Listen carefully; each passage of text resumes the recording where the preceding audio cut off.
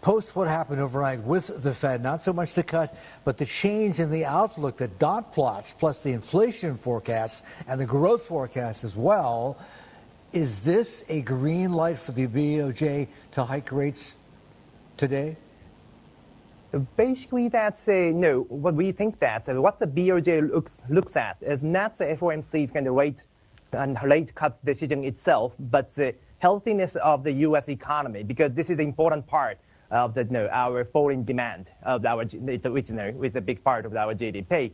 So if those FOMC's decision indicate that the U.S.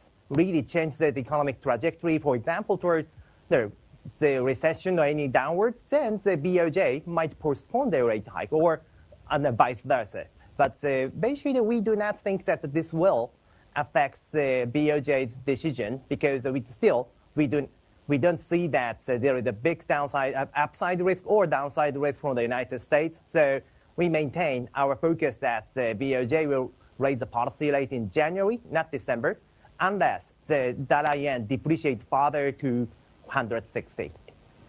And taking that a step forward, in terms of what we got from the Fed in the outlook, how, in your mind, could this change the Bank of Japan's outlook into 2025 in terms of a policy normalization?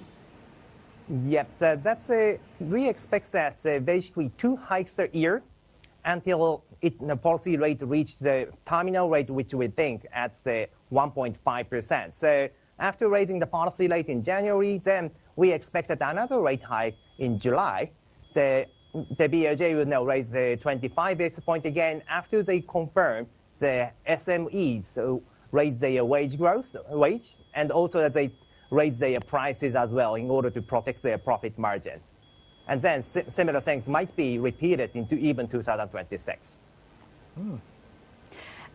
In terms of the calculus for today, and I know you've said that in your view this meeting will be no move from the BOJ.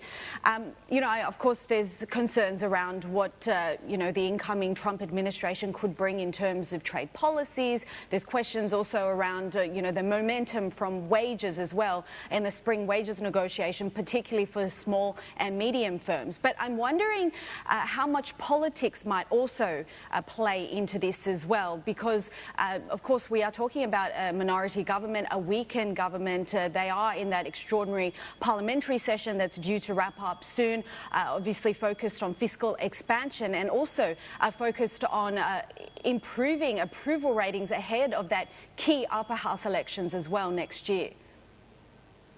Yeah, so the politics is indeed an important topic for the Japanese economy and the monetary policy going forward. So as you said, we have an election in July, and then that's why how the voters feel is really important. So, but basically, that will push the BOJ back mildly, so which is rather supportive to our focus that the BOJ continue raising the policy rate only gradually, not very at the harsh pace.